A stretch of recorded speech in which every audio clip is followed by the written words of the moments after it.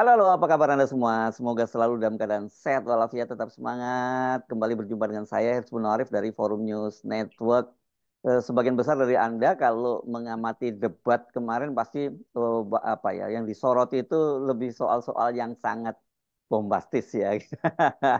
Karena yang itu paling saya lihat paling rame di media sosial dan sampai hari ini masih terus dan pro kontranya terus berjalan gitu. Tetapi ada satu hal yang menurut saya mungkin orang sering luput memperhatikan karena di tengah hiruk pikuk itu, yakni soal yang sebenarnya jauh lebih penting. Bagaimana tentang mengelola negara ini soal utang.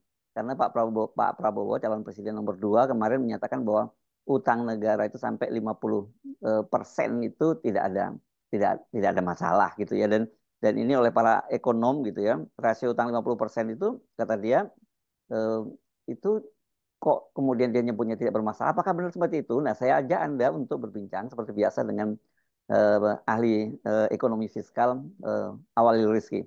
Assalamualaikum, Prof. Waalaikumsalam warahmatullahi wabarakatuh. Ayo kita dengan dingin dan tidak tidak nyinyir gitu ya membahas soal ini ya supaya karena ini soal yang serius menurut saya. Mari kita kita kalau orang Jawa nyebutnya kita petani satu persatu. Benarkah itu basis argumentasinya? Kalau tidak masalah seperti apa? Kalau bermasalah nanti dampaknya seperti apa? Iya, saya kira yang perlu diluruskan ya, dan dugaan saya dalam hal ini Pak Prabowo keliru Hmm. membedakan antara utang pemerintah dengan utang luar negeri. Ya. Pertanyaannya itu kan terkait utang luar negeri. Mm-mm. Bagaimana sikap Paslon 02, kebijakannya terhadap utang luar negeri Indonesia yang Ya. terus bertambah, Mm-mm. apakah tidak dikhawatirkan Mm-mm. akan mengganggu kedaulatan negara. Jadi konteksnya utang luar negeri ya. Ya, ya, ya. Lalu dijawab beliau Mm. jawaban normatif, saya kira masih bagus jawabannya. Tetapi ketika ditanggapi oleh paslon 01, Mm. eh, beliau kemudian mengemukakan di tanggapan berikut bahwa sekarang ini rasio utang luar negeri Indonesia terhadap PDB itu kisaran 40%. Saya kira tidak masalah ya, yang namanya capres itu tidak harus presisi ke ekonomi, tapi ya jangan jauh-jauh juga kan. Nah, itu bahkan sampai 50% tidak mengapa. Dari konteks keseluruhan penjelasannya, itu maksudnya tidak apa-apa belanja pengeluaran menjadi lebih besar demi memperkuat misalnya pertahanan, kan konteks keseluruhannya begitu. Dan rasio sampai 50% itu aman. Itu satu. Yang kedua, secara jelas dan tegas beliau mengatakan Indonesia termasuk yang terendah dalam hal rasio. Nah, dua hal ini yang saya kira perlu diluruskan, tapi betul saya tidak bersoalan dengan soal positioning politiknya, tetapi dengan apakah benar dua hal ini kan begitu secara teknokratis, secara akademis. Nah, pertama fakta bahwa sebetulnya rasio utang luar negeri itu tidak sama dengan rasio utang pemerintah, Mas. Utang luar negeri terdiri dari utang luar negeri pemerintah, utang luar negeri Bank Indonesia, dan utang luar negeri swasta. Jadi tiga ya. Nah, sementara utang pemerintah itu terdiri dari utang luar negeri pemerintah dan utang dalam negeri. Berarti kan dia beririsan. Beririsan. Jadi tidak seluruh utang pemerintah masuk utang luar negeri. Hanya sebagiannya, sepertiganya. 2/3 utang dalam negeri. Maka rasio pun jadi berbeda, orang angkanya beda.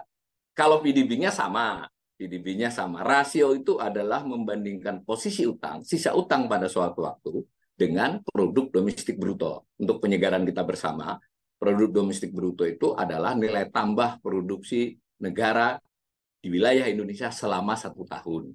Ya, kira-kira begitu. Bisa juga dibaca sebagai pendapatan nasional Indonesia selama setahun. Jadi Nah, itu bukan aktivitas pembilangnya pemerintah saja ya, itu semua ya termasuk duit kita semua, juga ya. semua. Mm. Tetapi pembilangnya itu kan penyebutnya, angka di Mm. bawah garisnya. Penyebutnya kalau utang luar negeri sendiri, utang pemerintah sendiri gitu kan Ya, beda ya. barang. Mm. Nah, ketika beliau dalam tanggapannya kepada paslon 1 itu mengatakan bahwa sekarang di kisaran 40, itu keliru Mas Hersu. Yang benar sekitar 40 itu tepatnya 38,9 itu utang pemerintah. Sedangkan utang luar negeri hanya 30,6.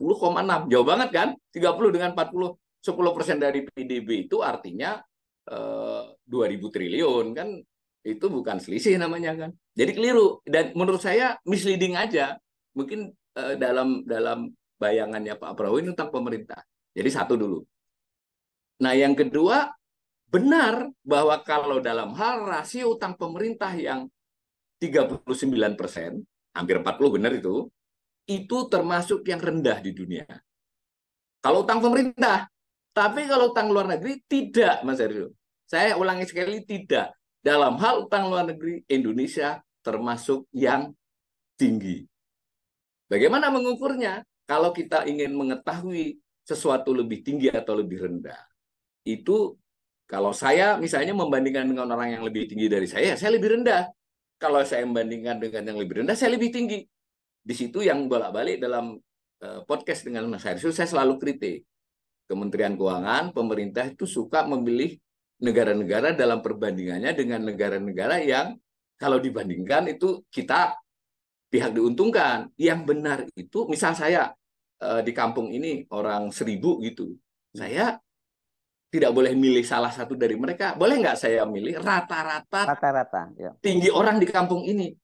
Nah, kalau saya lebih tinggi berarti saya tinggi. Kalau saya lebih rendah berarti rendah. Nah, data menunjukkan rata-rata rasio utang luar negeri terhadap PDB atau terhadap JNI, nanti kita jelaskan beda PDB, GDP ya, dengan JNI sedikit berbeda, tapi hampir sama angkanya. Itu Indonesia 30,6 tadi kan. Kalau pakai data Bank Dunia 30,9. Karena Bank Dunia memakai JNI. Indonesia pakai GDP. Nah, rata-rata dunia itu hanya 24%, 23,7. Coba. Berarti kita Jadi sangat tinggi kita dong. lebih tinggi sebenarnya, Iya, iya. dan ini bukan tahun ini saja. Tahun ini membaik, maksudnya tahun 2022 ada data terkini. Kita selama era reformasi ini selalu lebih tinggi dari rata-rata. Ini membaik malah sedikit. Maksudnya, satu, tidak benar bahwa kita termasuk yang rendah. Kita termasuk yang rendah dalam hal rasio utang pemerintah. Tetapi dalam hal rasio utang luar negeri, itu kita termasuk yang lebih tinggi. Yang kedua, ketika beliau mengatakan bahwa tidak masalah 50%, kita bisa menelisik. Kita ini selama sepanjang sejarah, pernah nggak 50%? Benar kan? Jadi, kalau kita lihat dari sisi rasio utang pemerintah, bahasa Inggrisnya government debts, ya, government debts itu kita termasuk yang rendah di dunia. Tetapi kalau utang luar negeri namanya external debts, jadi beda kan? Nah, kita termasuk yang tinggi, Mas. Nah, lalu terkait dengan angka, kita bisa menelisik Indonesia itu selama ini berapa. Tadi kan sudah ada sedikit kekeliruan, bukan sedikit, banyak sebenarnya, ketika beliau mengatakan di kisaran 40, yang benar di kisaran 30. Yang di kisaran 40 itu utang pemerintah. Lalu kita sejak tahun 2006, 2007, 2006 malah, kita tidak pernah mencapai 50, bahkan mulai 2006, kita selalu di bawah 40, Mas. Hanya pernah sekali di atas 40, sedikit banget, 40,4 itu di tahun 2020 karena COVID. Jadi dengan demikian, saya tidak tahu bagaimana Pak Prabowo punya pikiran bahwa tidak masalah 50, kita 40 saja enggak. Nah, begitu juga dunia. Dunia tadi kan 24 sekarang. Dunia itu rata-rata selama 20 tahun terakhir. Dunia ini maksudnya khusus negara berpendapatan rendah dan menengah, low and middle income countries. Kita nggak bicara negara maju. Itu rata-rata di kisaran 25. Bahkan di banyak tahun itu hanya 20. Artinya ide 50% itu atau anggapan 50% tidak berdasarkan fakta. Itu dulu yang kita pegang. Nah, ini kan menyangkut paradigma bagaimana nanti mengelola negara, kan khususnya utang itu ya. Dan kita asumsikan kalau kemudian Pak Prabowo itu yang terpilih bersama Gibran, artinya paradigma ini yang akan dibawa oleh digunakan oleh Pak Prabowo dalam mengelola negara ini. Apa bahayanya paradigma terhadap utang seperti yang dilakukan oleh Pak Prabowo itu? Itu artinya eh, Pak Prabowo pemerintahannya itu memang berencana Hmm. akan mengutang yang banyak. Oke. Kira-kira begitu kan? Mm-mm. Orang sekarang aja kita 30%, mau Mm-mm. 50% itu berarti kita akan menambah sekitar 20%. Ya. Jadi, terbayang ya bahwa ini ide itu terlepas itu utang pemerintah ataupun utang luar negeri sama saja. Hmm. Dengan menaikkan rasio berarti ada rencana berutang jauh lebih banyak dibandingkan yang sudah-sudah. Itu Ya, dulu ya, ya, kuncinya. ya, ya. Nah, itu kita harus melihat dua hal sebenarnya. Satu, kita lihat pengalaman pengalaman Indonesia maupun pengalaman negara lain Mhm. terhadap utang. Mhm. Yang kedua memang dalam rekomendasi buku teks maupun rekomendasi para pakar lembaga internasional. Mhm. Nah, kedua-duanya ini menunjukkan hal yang tidak sejalan dengan ide itu, Mhm. bahwa ketika suatu negara utang luar negerinya rasionya di kisaran 50, kisaran 50 artinya di atasnya sedikit atau di bawahnya, itu adalah pertanda negara tersebut akan mengalami krisis ekonomi. Dan krisis ekonominya bisa beriringan dengan krisis utang. Bisa dimulai krisis utang baru krisis ekonomi, bisa dimulai krisis ekonomi, krisis utangnya Ya, mempercepat, memperparah. ya, ya. Pernah terjadi di Indonesia. Mhm. Jadi kita hanya pernah rasio di atas 50% itu dari tahun 90-an, 92. Jadi 5 tahunan menjelang Pak Harto krisis. lengser. Pak Harto lengser ya Nah, akhirnya ya dampaknya ya. ketika krisis, Mhm. kita lalu jadi luar biasa Mhm. sampai lebih dari 100%. Nah, dan itu tidak mudah menurunkannya. Menurunkannya, jadi ekonomi secara umum sudah pulih. Tetapi utangnya tidak segera pulih. Mhm. Jadi utangnya pelan-pelan berkurang, lalu rasio turun menjadi 60, 50, dan tadi sudah saya katakan baru mulai 2005 kita di bawah 50%.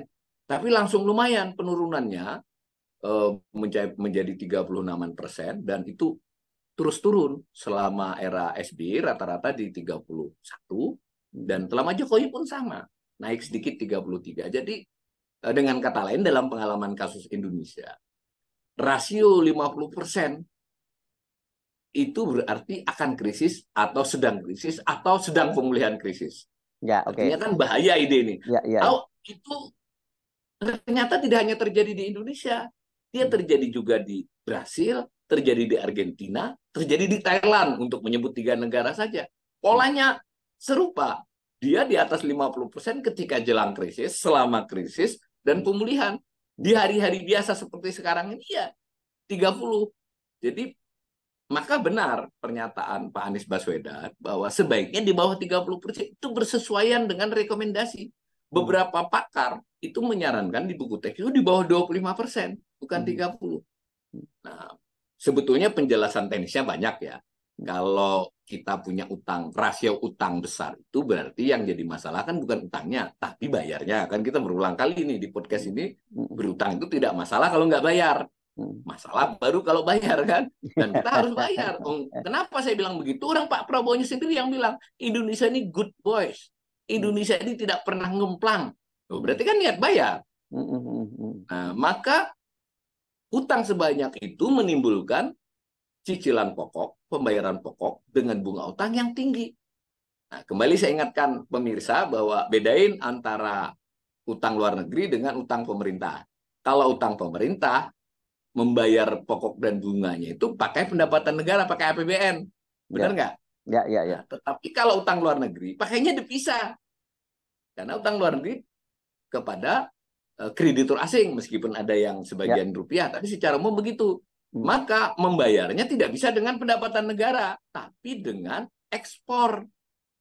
Nah, kebayang tidak kalau beban kita besar, kita dapat devisa dari ekspor yang umpama berkembang bagus, tetapi kalau banyak pakai bayar utang, Mhm. maka tidak lagi tersedia cukup untuk beli barang modal, Mhm. bahan baku, dan konsumsi-konsumsi yang vital ya, karena kita beberapa yang harus impor.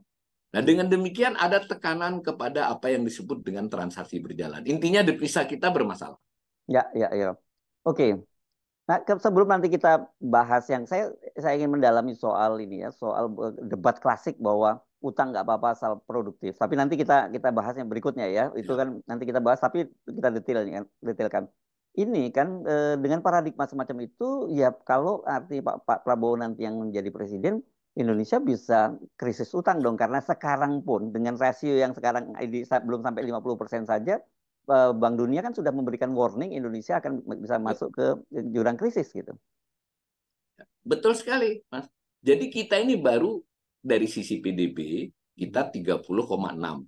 Ya, Dari sisi GDP ya, dari ya, sisi JNI kita 30,9. mm, Saya sedikit menjelaskan beda ya, JNI dengan GDP. penting itu. GDP itu di domestik, Mm, basisnya seluruh produksi barang di wilayah Indonesia. mm, Berarti kalau ada orang Indonesia yang berproduksi di luar negeri tidak dihitung. Tetapi kalau orang luar negeri yang berproduksi di Indonesia dihitung. mm, Kalau GNI itu Gross National Income atau mm, JNP Gross National Product. mm, Itu berarti basisnya adalah kewargaan, mm, perusahaan maupun orang.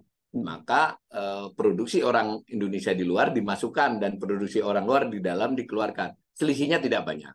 mm. Ya, tidak banyak tapi ada selisihnya. Nah, Ini termasuk dan anu ya, dana apa uang-uang TKI yang masuk dari luar negeri itu dihitung di situ ya. ya. Mm, Nah, jadi dengan demikian si Bank Dunia ini membandingkan antar negara adalah dengan cara memakai JNI tadi ya, mm, wajar, tapi kita bisa bisa juga melihat dari GDP. Nah, tadi kalau eh, pengalaman pengalaman banyak negara itu mulainya pertanda krisis itu ketika mereka melampaui 30, Mas, bukan Oh. 50. Itu sudah warning. Kalau 50 Saya nyungsep ya. nyungsep. Tadi Mm, saya sudah katakan berkali-kali di podcastnya Mas Hersu, mm, eh, rentan, rawan, tidak aman itu bukan berarti celaka. mm, Kan saya selalu mencontohkan orang berjalan di pinggir jurang, mepet, atau berjalan di rel kereta api itu di stasiun di barisan kuning. Ya mm, belum tentu kena kereta atau belum tentu jatuh. mm, Tetapi kan lebih rawan dibandingkan yang jauh dari itu. Jadi angka 30 itu bukan adalah garis kuning itu. mm. Garis kuning di stasiun itu. Kalau dilewati, rawan.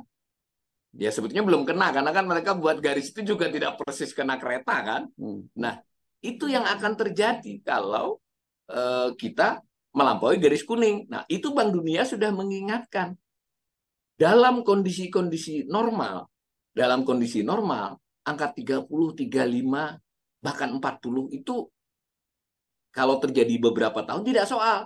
Tetapi ini terjadi gejolak ekonomi dunia yang luar biasa, mhm, ya toh, mm, ya serupa dengan pandemi COVID, mm, tetapi ini bentuknya adalah pandemi keuangan. Apa itu? Salah satunya adalah Amerika dan Eropa mempertahankan suku bunga tinggi.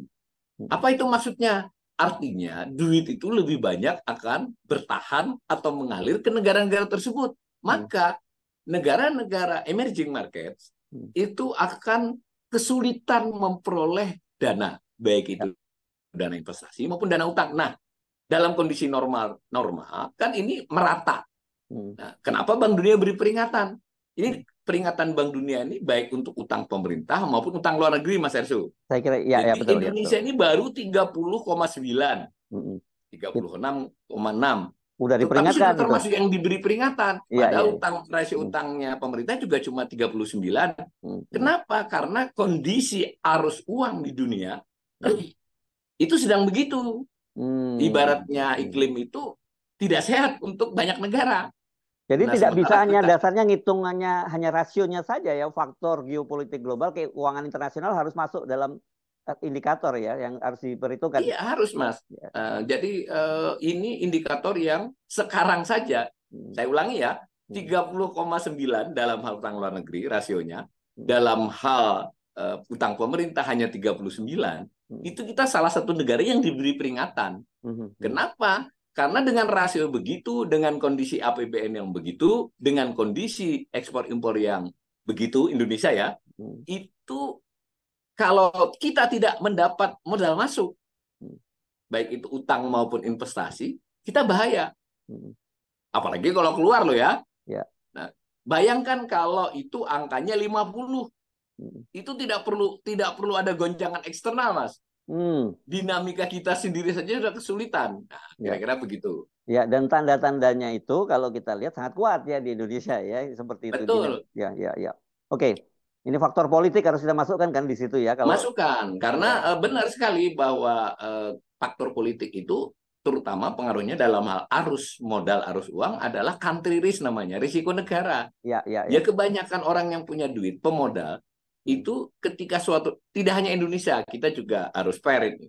Negara manapun yang sedang pemilu, yang sedang gejolak politik, para pemodal besar internasional ini, perusahaan maupun individu itu kan mesti wait and see, lebih menahan diri.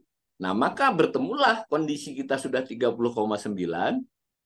mereka wait and see, kemudian ditambah duit kesedot ke Amerika dan Eropa. Ya, ya. Faktor ini menyebabkan saat ini saja dengan rasio 30,9%, kita rentan.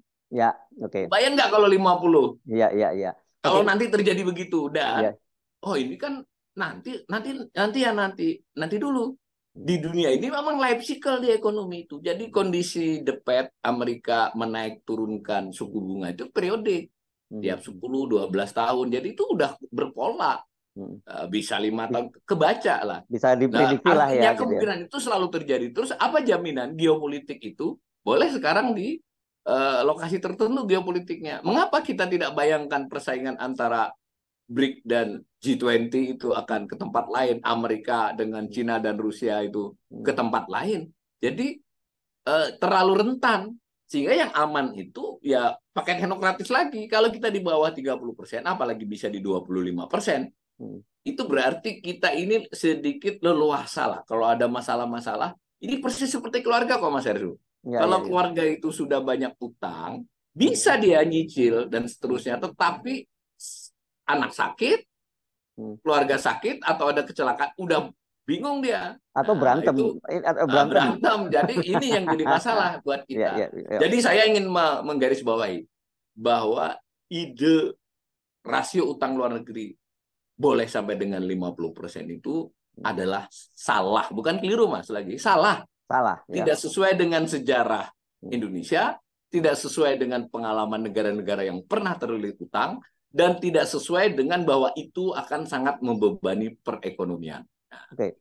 Salah dan keliru itu, kalau keliru itu sebenarnya nggak terlalu niat banget gitu. Ya, kalau salah itu memang sejak awal dia. Saya berpendapat begitu, bahwa itu salah karena intensi beliau mengatakan itu sangat yakin.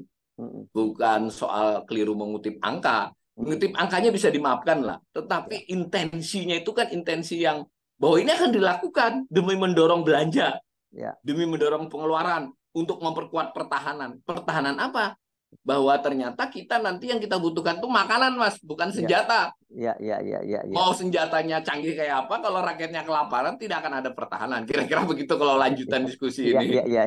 Dikit lagi ya tambahin soal faktor politik dalam negeri itu mesti kita pertimbangkan, karena gini kan, sekarang ini kan orang sangat khawatir dengan hasil pemilu yang dianggap tidak cukup berintegritas gitu ya, karena ada kecurangan dan sebagainya, dan kita tahu katakanlah Pak Prabowo dan Gibran itu yang memenangkan Pilpres, tapi kemudian basisnya itu karena Pak Jokowi masih bisa mempertahankan di level bawah dengan BLT dan sebagainya.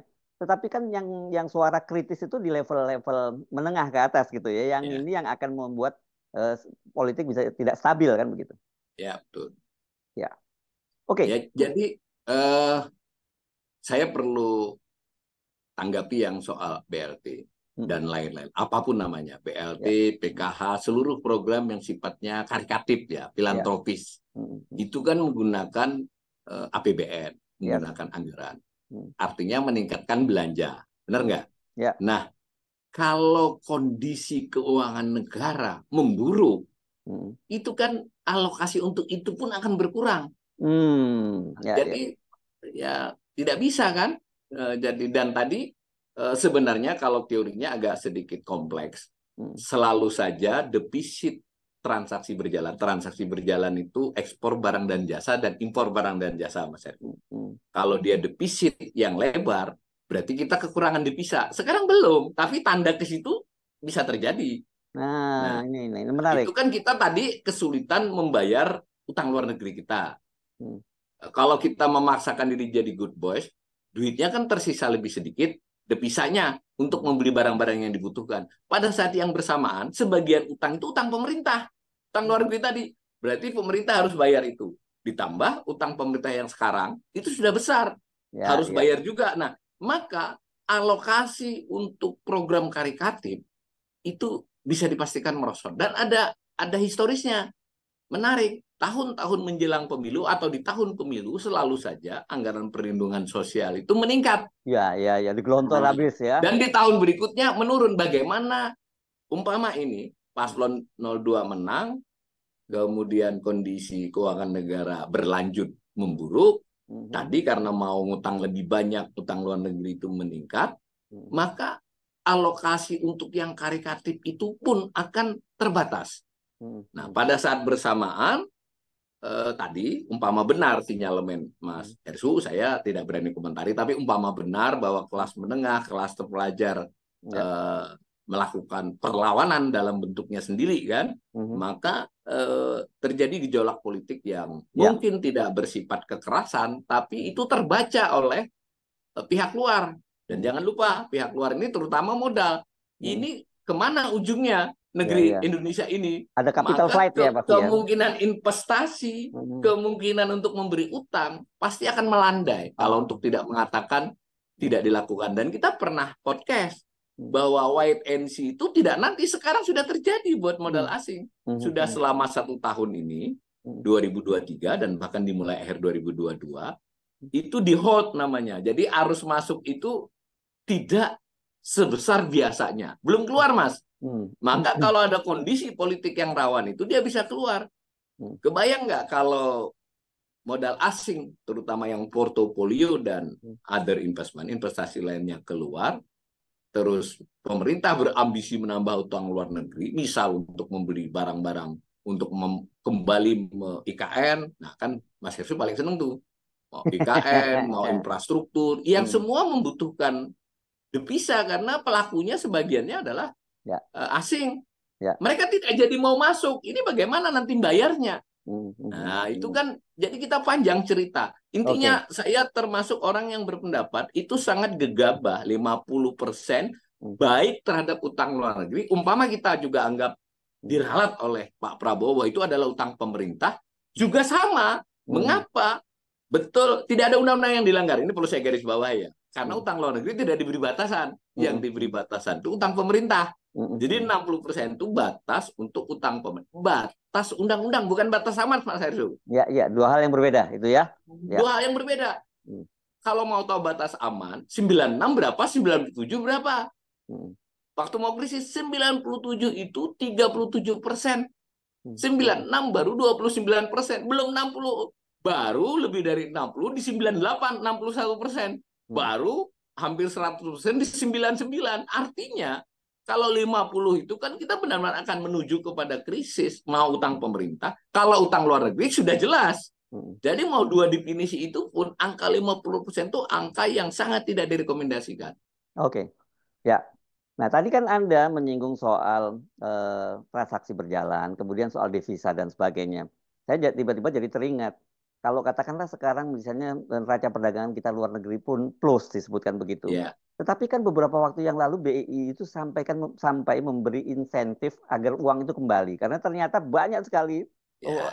hasil ekspor terutama industri ekstraktif itu parkir di luar negeri. Itu berpengaruh juga tidak itu? Ya, betul betul Mas Haris. Jadi ada dua hal nih. Saya highlight dulu. Satu, kita ekspor surplus itu ekspor barang, Mas. Mm-mm. Kalau disertakan seluruh jasa, Mm-mm. ingat loh, Ya. jasa itu macam-macam. Mm-mm. Itu sebenarnya kita surplus tipis. Mm-mm. Dan di 2023 yang berjalan belum keluar angkanya. Saya duga sudah defisit sedikit. Mm-mm. Dan Bang, IMF itu meramalkan 2024 sampai 2028 kita akan defisit. Oh. Jadi kita menikmati surplus hanya di tahun 2021 dan 2022, dan di 2023 ini kira-kira persis di kisaran nol. Mm-mm. Artinya dulu blessing, beruntung. Mm-mm. Beruntung dari mana?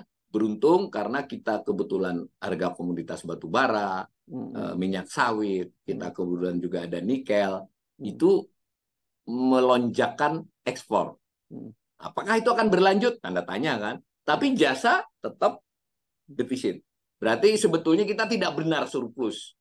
Saya ingin pastikan surplus kita beruntung saja 1-2 tahun. Secara historis Indonesia itu defisit dalam hal ekspor impor barang dan jasa, bukan barang saja. Ya, ya. Nah, kemudian yang kedua, benar sekali pada saat kita surplus pun tidak seluruhnya dibawa masuk oleh eksportir. Ya, Itu ya, benar. Itu bisa dilihat antara surplus, kemudian dilihat perubahan cadangan devisa. Nah, tidak match. Itu dari angka makro. Ya. Kalau informasi A1, A2-nya kan kita sudah tahu lah. Ya. Mengapa? Sebetulnya kita tidak bisa juga menyalahkan itu para eksportir tidak nasionalis. Eksportir itu termasuk perusahaannya. Ya tidak dong, dia kan pebisnis. Ini kalau aku bawa masuk semua, pada saat saya harus beli bahan baku, saya harus beli barang modal, saya kan harus pakai devisa lagi, sebutlah dolar. Lah kalau saya bawa masuk sini kan saya nuker lagi nih, Mas, nuker lagi di bank Indonesia, bank terus ke Bank Indonesia, nggak aman kan? Kalau dompetnya saya, ya kalau kayak Mas Hersyu ini bercanda ya. Ya, seriusin aja kalau yang bagus. Ya, Mas Hersyu ini duitnya nggak semua dia taruh di dompet sama di rumah. Nah, itu nanti dia. dikuasai istrinya sepenuhnya gitu, sebagiannya dititipin saya. Iya. Dititipin saya. Jadi jadi itu make sense. Jadi kita tidak bisa juga soal nasionalisme, soal para pebisnis itu punya perilaku untuk mengurangi risiko. Ya. Nah, itu tidak bisa dengan himbauan, Mas Hersyu. Yang bisa adalah kalau si pengusaha tersebut sangat yakin devisa kita tuh fair setiap waktu. Jadi disebut cadangan devisa 144 miliar dolar, Mas, misal. Itu belum tentu fair, itu kan catatan.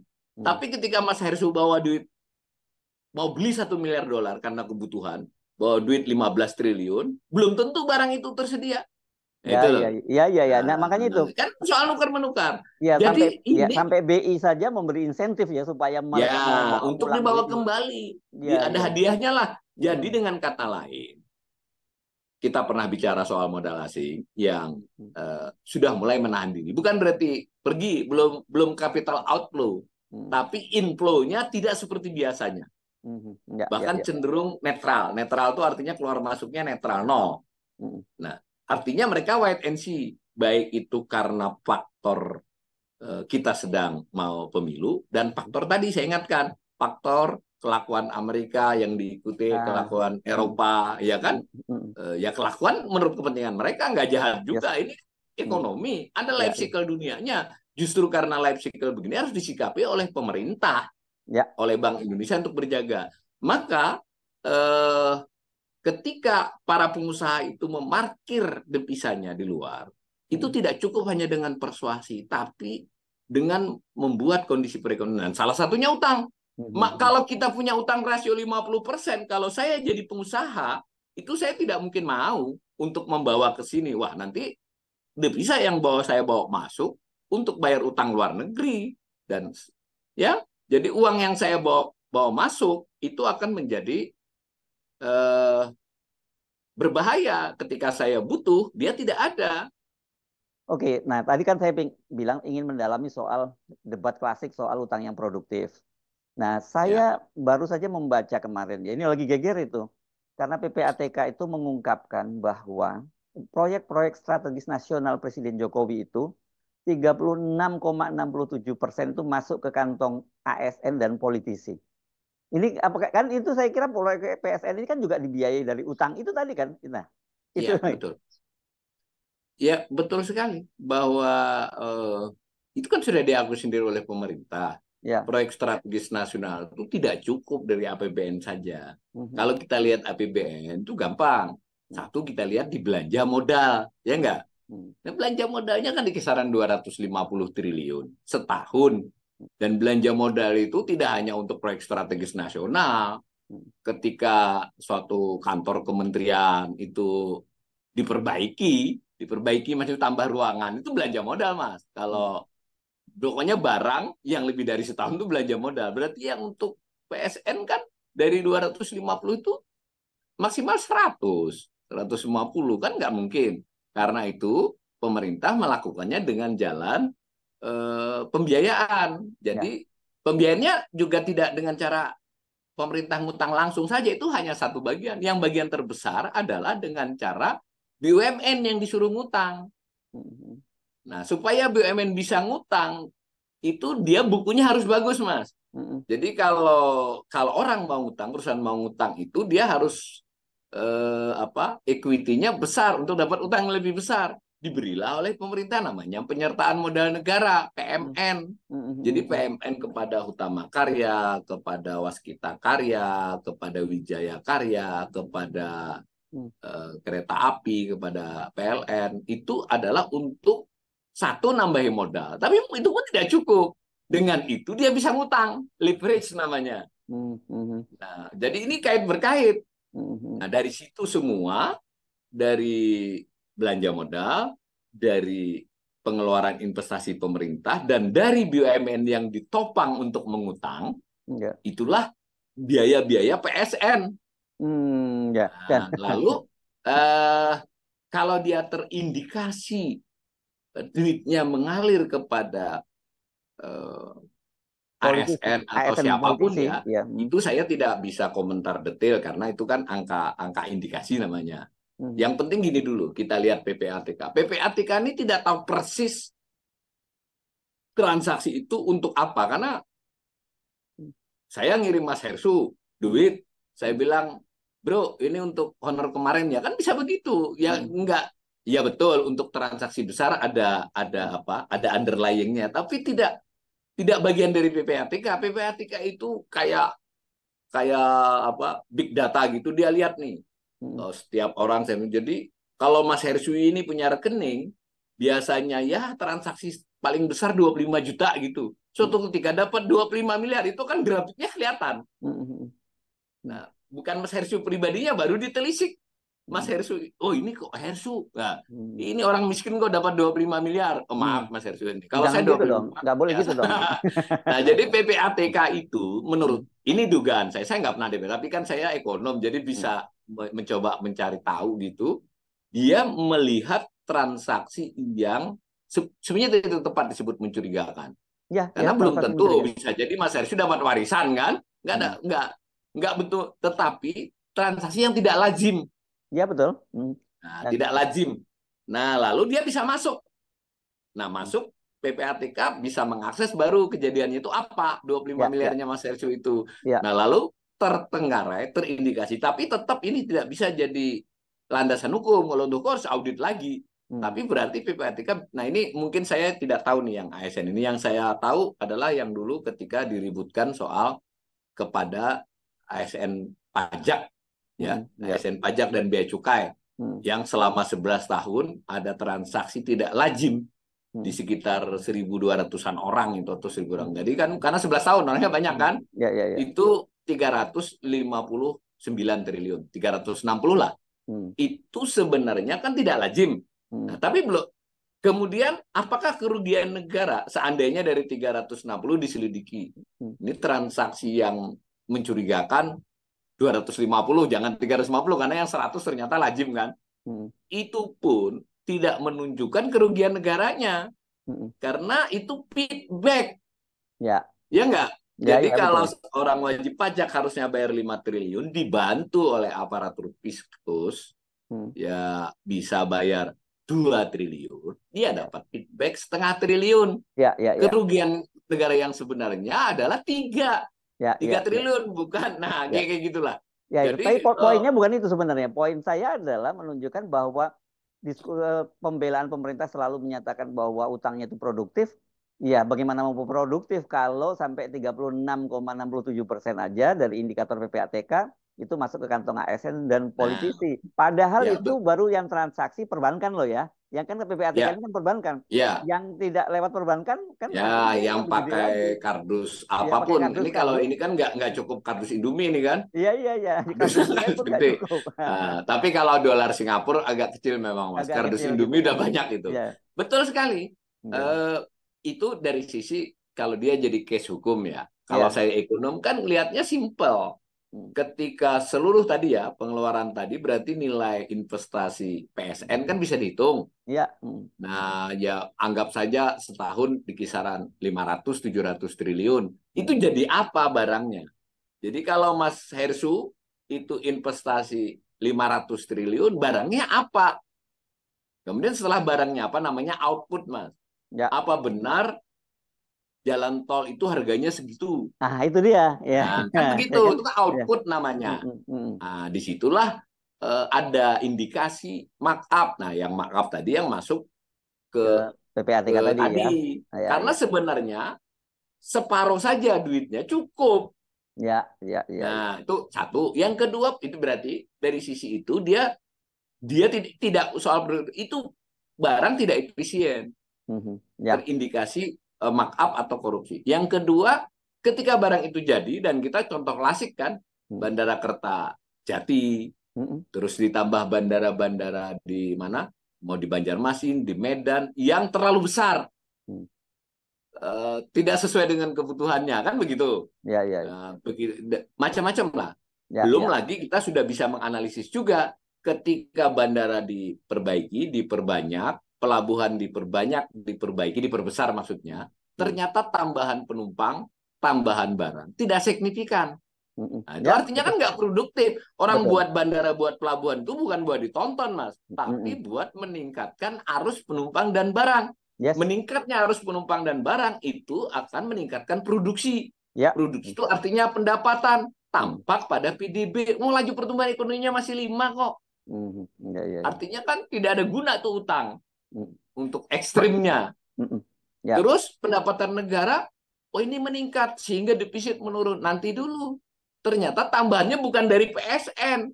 Ternyata dari batu bara yang naik, dari nikel, dari minyak sawit. Enggak ada hubungan. Oh itu nggak ada PSN juga naik dia, orang harga internasionalnya naik. Ya, Nah, ya, kayak ya. begitu melihatnya. Jadi Ya. saya ingin mengatakan saya sejak awal mau itu utang pemerintah, mau itu utang luar negeri, terindikasi tidak produktif. Nah, mungkin saya perlu tambahkan, utang luar negeri yang dimaksud itu kan terdiri dari pemerintah, Bank Indonesia dan swasta. Bank Indonesia oke lah, karena Bank Indonesia ini kebutuhannya untuk menjaga devisa. Utangnya itu sebetulnya utang standby, nggak dipakai oleh Bank Ini bisa Indonesia. disebut utang negara ya, kalau yang utang luar negeri ini ya sebutnya ya. Ya, utang negara, jadi bukan Hmm. utang pemerintah. Hmm. Nah, lalu yang swasta ini dibagi dua, Mas. Hmm. Yang swasta ini ada BUMN, ada non BUMN. Jadi banyak pemirsa mungkin yang belum tahu, utang BUMN itu dicatat sebagai utang swasta karena dia kekayaan yang dipisahkan.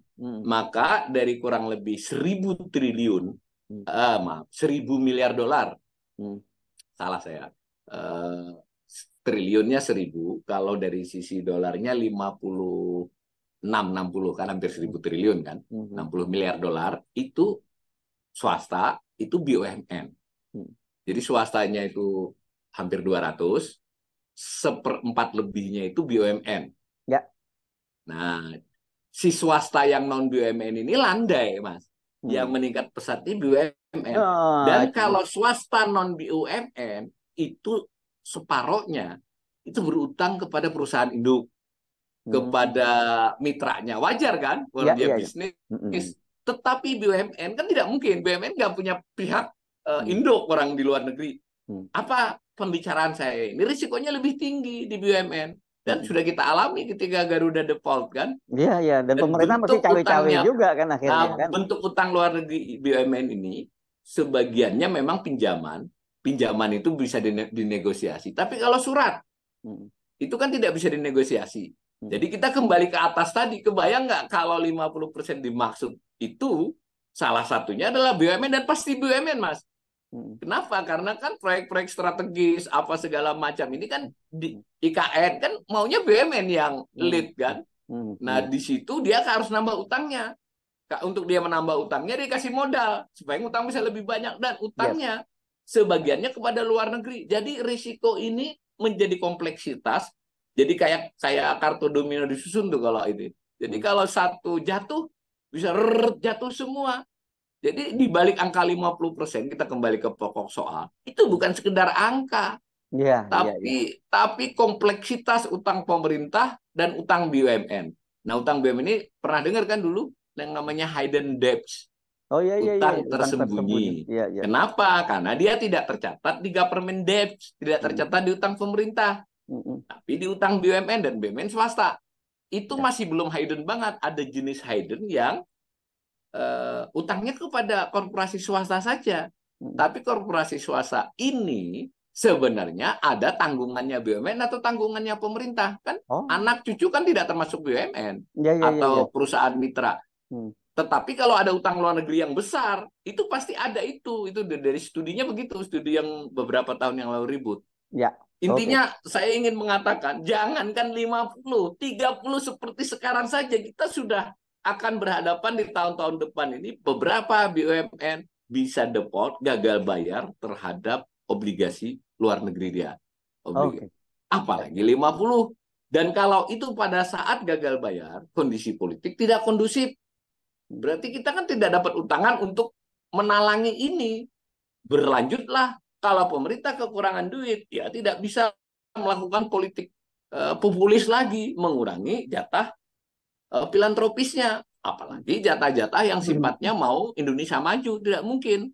Ya. Maka kalau dilanjut-lanjut skenario ini, kita bisa kibarkan bendera putih lagi. Minta bantuan IMF, minta bantuan Bank Dunia, atau minta bantuan Cina mungkin, kan polanya belum tahu kita ini kalau krisis. Dari pengalaman, Cina ini tidak pernah nolongi orang susah. Dia nolongi investasi. Maka yang nolongi orang susah, tapi dengan niat tertentu, itu adalah lembaga barat. Nah, nanti kita buat LOI baru lagi nih. Seperti zaman Pak Harto dulu ya, dengan IMF ya. Nah, panjang cerita kita. Iya, Jadi, iya. kalau saya sederhanakan, apa kita yang nah, kan pertanyaan kepada Pak Prabowo itu adalah, ini utang luar negeri bertambah, mengkhawatirkan untuk kedaulatan negeri. Apa sikap Bapak? Loh, malah kita tambahin utangnya. Jawabannya kan jadi begitu. Loh, bagaimana? Harusnya adalah kita akan kendalikan utang tersebut. Bukan mau produktif mau tidak produktif, Pak. Kalau utang kebanyakan itu bahaya. Apalagi dari diskusi kita, utangnya tidak terlalu produktif. Saya tidak ekstrim lah. Ada yang dipakai. Saya berulang-ulang mengatakan, Mas Hersu ngutang ke saya 100 juta, bilang untuk anaknya sekolah, ternyata dipakai 20 juta untuk anak sekolahnya. Yang 80 jutanya buat cem-cemannya Mas Hersu misalnya. Tahu cem-ceman, Mas?